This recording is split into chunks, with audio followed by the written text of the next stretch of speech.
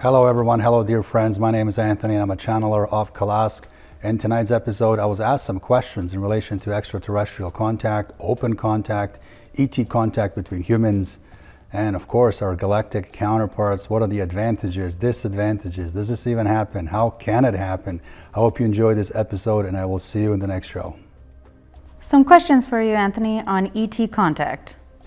How often does ET contact happen in the physical form here on Earth? What are some of the ways ET contact can happen? How is this achieved? ET contact in a physical way happens very, very rarely. Not that often, even though people talk about it and say it's happening all the time. I saw an ET here, some ET walked in through my bedroom. But if you ask them how that happened, how did portal technology work, what were the pre-arrangements and so forth, no, they wouldn't be able to tell you. So it's often blown out of proportion. Physical contact happens very, very rarely for so many different reasons, a long laundry list of reasons. And I'll tell you a few. Most of the contact that happens in the astral state. The moment we cross into the dream state, the moment we cross into the astral state. So we go above our awakened state, which is 3.99 density layer. We get into the 4.0 there layer. That means you already are in the astral state. So fourth density layer. And most of the beings will drop down from, let's say, 5.5 or 5.2 or 4.9, their own density layer, or KALASK, who is in 6.9. They're going to come down and meet you in the early stages of fourth density because they know that human beings have problems with third eye. They cannot hear, they cannot see, the audio and video is not synced. So they also know that human beings have blackness over their third eye, so tar over the third eye, and this is accumulated through our life. So the beings will come down and meet you in a way where you were able to perceive them. So that's one way. Second way is telepathic, obviously. Third way is through channeling, whether you're a trance channeler like myself, or a majority of the channelers that are non-trance, meaning they sort of just close their eyes, they're in an awakened state, and they call the presence of this entity or their soul, and they're able to talk to somebody. So there's another way right there. In certain ways, very, very certain ways, very rarely, you'll see contact happening where you are in a forest, you're walking down some hike, and a being walks out of a portal, or shapeshifts out of a tree, or opens a portal right here in this room. So that takes significant amount of work, but also you can change the person, you can change the human very, very negatively. So they don't want to create problems for us, for our psyche. So most of the contact's happening either telepathically or in the astral state. How can humans prepare ahead of time for ET contact? Go to the gym and do a bicep chest workout, but I'm just joking. How can you prepare? Really, you can't. First of all, they're not going to give you a notification and say, hey, be very strong that day, be full of energy, be well fed, make sure you have a lot of fluids inside. It's not like that. So they're going to come in when it's convenient for them to come in, when it's possible for them to come in, because none of these beings live anywhere near us. None of the extraterrestrials we're in contact with live on the moon somewhere, which is the satellite above our own Earth, above this reality, this realm we call Earth. They're coming from different locations, and often they're using technology to get here, meaning they're opening up portals. So it's not really possible to prepare and say, well, I'm going to be ready next Thursday night. We don't know when they're coming. But when they do come, if this is arranged through either channeling or through a channeler or through your own connection to whatever is the source, the entities, the beings, the groups, the councils, whoever the individual talks to, then yes, these things can be arranged where you would, for example, say, 2 months from now or 3 months from now in our human calendar time, we have Christmas holiday or Easter holiday or Thanksgiving holiday, or we have something huge where majority of the humans will be home. And what's that in our own calendars? Of course, it's New Year's Eve, it's Christmas, it's that kind of stuff. So if it's arranged way, way ahead, a lot of these beings are able to then manipulate the government monitoring systems, the government's secret systems, security checkpoint systems, and these beings also are able to then make arrangements with the real custodians of Earth, and those are Earth Reptilians. So that's one of the ways that you can arrange it, really, but it's arranged way ahead of the time. When I requested my own contact with THETA, TAURI, Reptilians, it didn't take just weeks or months, it took years, literally years. And it took that much time because a lot of permissions needed to be granted. A lot of negotiation needed to go back and forth. Some of the members of their race voted no, some of the members voted yes. So when they say yes, it's a go. And if they walk into your room right now, you honestly just got to put down a pen, paper, cell phone, and you're walking through that portal. And you're coming back whenever they wish to bring you back. What happens to a human body on an ET ship? How is it surviving? It's very dangerous, to be honest with you. A very small amount of people have been on ships. I've been on ships now by the Yahyel beings. I've been on the ships now by the THETA TAURI white reptilians. So my closest counterparts at the Taurus constellation, 5th density war race, and now on KALASK ships. KALASK ships are not present in our atmosphere. They use other ships to get to their ships. So, which I won't be disclosing on camera, or it's just more of a confidential thing. But any of their ships are really built the same. They're not built for our human body, our skin, our organs, our eyes, our vision, our heart rate, to even withstand any of those kind of environments. So they'll have to place either a jacket or just kind of more of a bodysuit. Secondly, they'll place a shield around you. Think of yourself, let's say, in a bubble. Imagine somebody places you in a large bubble and you're standing in that bubble, and that bubble itself will duplicate what your organs desire, so the atmosphere that your body can survive in. Or they'll protect you with technology. What this means is they'll use technology to place a shield over you so that your skin doesn't burn, your organs don't die, and most importantly, and I mean most importantly, that your heart just doesn't go into a shock. Because if your heart itself goes into a shock due to fear, which is ancestral fear, that's still within us right now, yes, you're going to be dying within seconds, and there's nothing that they can do to bring you back. So to bring you back, they have to make sure to keep you alive as well. How should a person handle fear, stress, anxiety during an ET contact? Well, that's a good question. It sort of relates to what I was saying earlier, and that's something most people forget or don't even focus on. They just say, I want an ET contact, I want to meet these EDs or ETs, so extraterrestrials, extra dimensionals, and no matter what, I just want to meet them, but they don't understand many aspects. I'll share with you some. First of all, a lot of these ETs, at least reptilians that I connect to, they speak anywhere between 300 to 600 answers per second. So if you ask them a question, for example, what's an equation of 9,000? Or who created horses on our planet? How did the Atlantis fall? They can give you 600, up to 600 or so answers in 1 second. We can't even understand one of their answers in 1 second. So they have to really dumb themselves down in order to even talk to you. That's one of the reasons they don't want to have ET contact with us, because we're going to have dumb questions. Where are you from? What is your name? Is this a ship, or am I in some kind of a boardroom? So how can you prepare? How can you make sure anxiety is gone, fear is gone? It takes years. I would say years. I say anywhere between 2 to 5 years of preparation would be an appropriate time, appropriate estimate that I just said, in order for a human being to practice deep breath work, practice deep grounding, earthing, but also exiting out of the body. And I'm not talking about lucid dreaming. I'm talking about exiting the consciousness out of the body during the channeling state. If you look at channelers, what's the one thing that authentic channelers do during trance state? We allow an entity to come into our body. We exit the body, we go into their body, so we do an exchange. So when you practice like that for a couple of years or a few years, you're used to their frequency, you're used to their vibration, you're used to that intensity flowing through your organs and chakras, both primary and secondary, and your spinal fluid. So you're used to the darkness if the entity has more darker polarity or light polarity, it's irrelevant. So the anxiety is something that you release in long-term practice. Fear is something you release in long-term practice.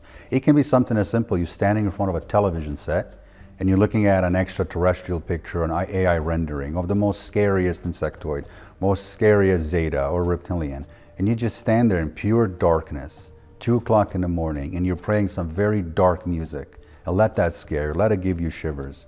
Or it can be something as simple as hiking and tenting on top of a mountain somewhere in Sedona where there's no humans around whatsoever.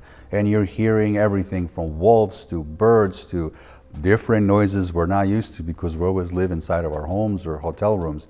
It can be a variety of different things, but definitely psychologically, a person has to prepare themselves. Pretty much they have to have very strong mental warfare and psychological warfare to be able to withhold the frequency, but also to stand there and not go into a shock. When they see an entity walk through that's 20 feet, 30 feet, or something that does not look like a human. If a KALASK or THETA member walked through the wall right now into this room, walk me through the process of what's happening.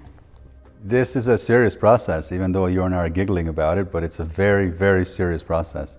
I actually had KALASK explain it. I had THETA TAURI explain it in so many different ways. So not to scare anyone, not to even scare you, but what would happen is this. Obviously a portal would be opened. Portal is something you feel first, then you hear it, and you hear it in your third eye. You don't hear it through your human ears. Then a diameter approximately 15 to 20 feet opens up, this large sphere. It has no color to it. It's got a black background, and an entity is going to walk right through. And I don't mean walk through where you would raise your leg to enter through a sphere like you and I would. Let's say you're entering a door, you have to sort of raise your foot to go over a doorstep. No, they're just gonna walk right through, technically levitate. And they'll stand on a hard surface, hardwood floor, carpet, wood, tiles, marble, granite, whatever. And when they stand there, what happens is, one of the things happens immediately, obviously a person goes into a shock. But if you have closer relationship with these beings, if these are your counterparts, if these are your galactic guides, or in this case, THETA and KALASK, who are not just guides, family and friends, but I'm in contract with them, this means that they would already suspend all levels of shock, all levels of ancestral fear, all levels of anxiety, all levels in any way, anything that can raise my adrenaline, because they don't want to raise the adrenaline. The heart's not going to take that well. Imagine if you were to ever speak to a victim of rape, a victim who was, let's say, abducted and tortured. They felt fear that you and I have never felt by just competing somewhere at a sport, or getting a fight on the street, or being attacked somewhere, let's say, by a robber with a gun or a knife. That's fear, but not that level of adrenaline. So they need to suspend that first. And what would happen is, because remember, they cannot come in here with avatars and fake holograms. They have to come in here hardcore, which means their physical body. And if they do that, depending where they come from, what dimension they come from, and the darker they are, so it means 6 density races, that's 6.8, 6.9 density, alpha draconians, they're all 6.9 density almost.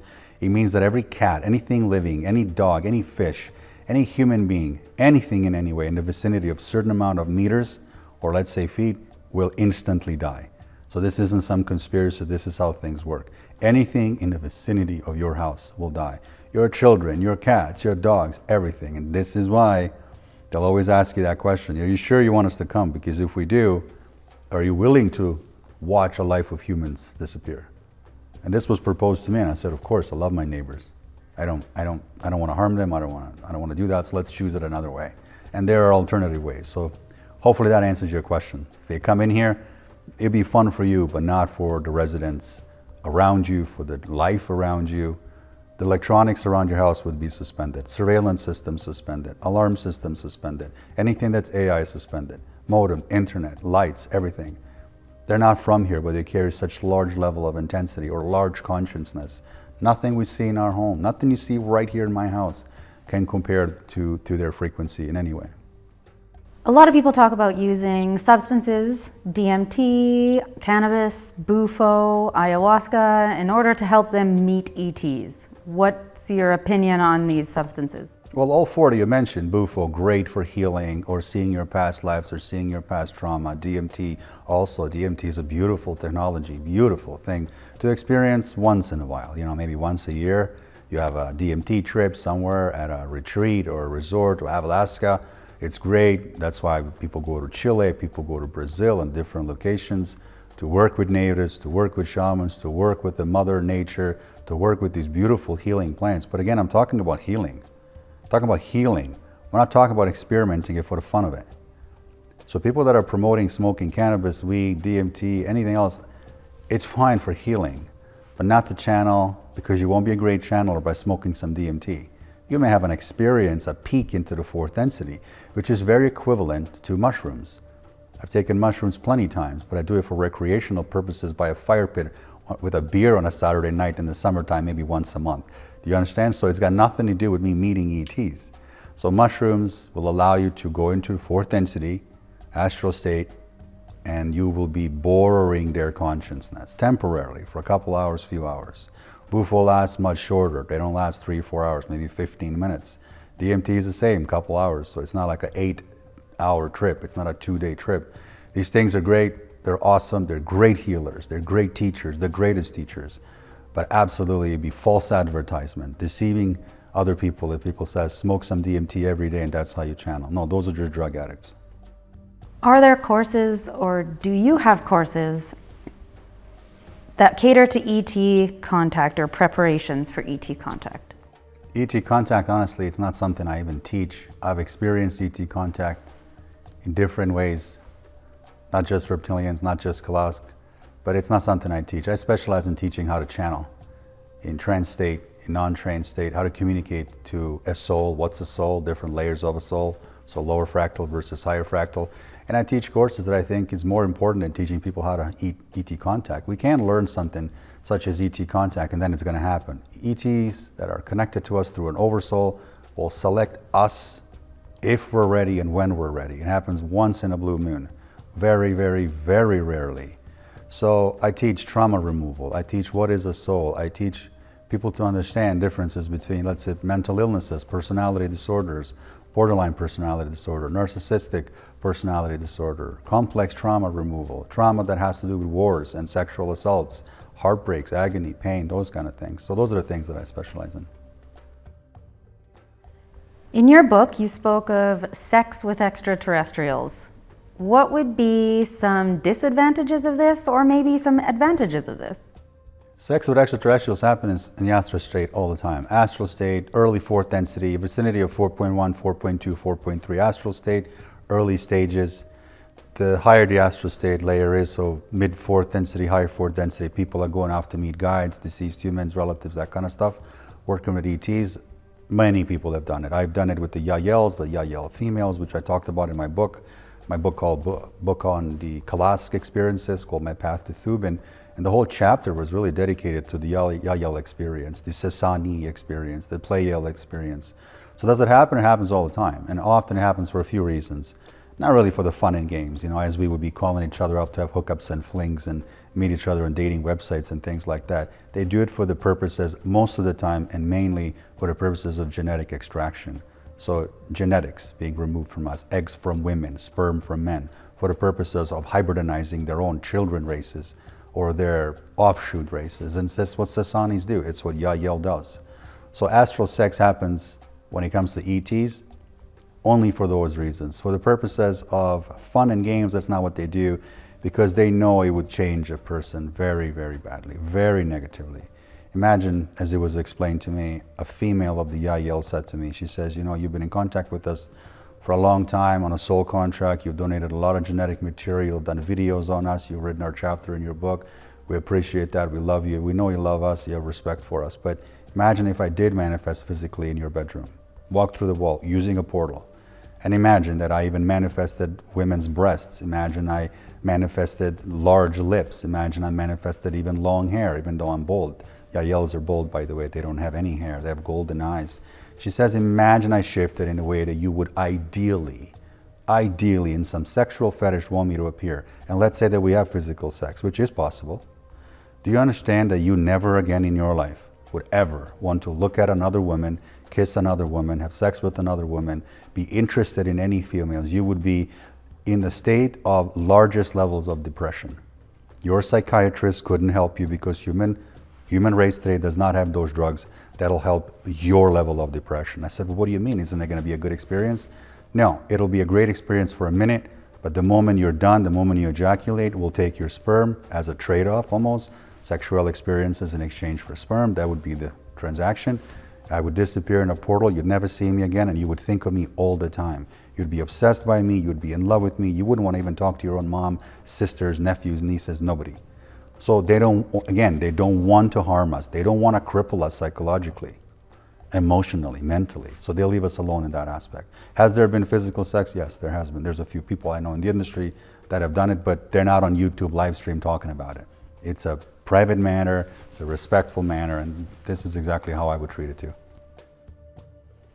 If someone listening to you wanted to try to connect to KALASK or THETA TAURI themselves, would you recommend they give that a try? Definitely I wouldn't, because THETA TAURI are very, very, very hostile race. That's what they're known for in the Taurus constellation. Anything that's within the Taurus constellation, whether they're Sasquatch beings or Zetas or humanoids or other reptilians, they know not to go near Theta 1, 2, 3, and 4. Those 4 planetary systems. And then they have another 42 all around. They don't go near that. They have some genetic connections to the Earth. I am one of them. I'm their channeler. I'm in a contract with them. And then they have another 9 or 10 in our ancient past, so not presently today. They also landed in Chile 600 years ago. They have a connection to a native tribe there. And that didn't really go that well for them. This is something I explained in the book on a chapter on THETA TAURI, but also I've covered it in one of my videos 3 years ago called THETA TAURI White Reptilians. So I told their story. They've asked me to tell the story, and I absolutely did with proudness and pleasure. So that's not something I would recommend. As far as KALASK is much more welcome and opening to human contact. Those individuals that have pro-reptilian mindsets, so maturity, emotional maturity, spiritual maturity. Those individuals that have already heard their channelings from the former channeler David in Germany about 10 years ago. And those individuals that I would bring forward either through personal channelings or group channelings, group sessions, or through friendships. And there's been many friends that have never had a channeling session with me, but I've introduced them in the astral state to KALASK. One of my admins, Emma, for example, I've introduced her multiple times to KALASK. So I would not recommend just going to one of the most highest ranking draconian races for the fun of it, saying, hey guys, I love you, I have a sexual fetish for you, let's hang out as buddies. These beings don't really have a sense of humor. I know that tomorrow we'll be channeling live KALASK. You have questions from your audience, from yourself and others from Canada to United States. We have some questions from Europe, Bulgaria, and I know they've been forwarded to you, so you can maybe ask them that questions. But I think come in at KALASK with respect, appreciation, a desire to learn, understanding their placement in the hierarchy system of all races, where a person, it's a big pill to swallow, person must understand on top of all races that have to do with this galaxy and surrounding galaxy. There's a manager right there on the top, and that's the Alpha Draconian Empire. So these beings don't play games, they take no shit for giggles and things like that, and they're not gonna fuck around with you with some stupid primitive questions like, hey, what was the color of the walls in Atlantis? Hey, what do you think Donald Trump is? They don't care. If you wanna grow outward and ask some serious questions, then those questions definitely I welcome and they welcome, and I can speak on their behalf as they speak on my behalf in every other astral state.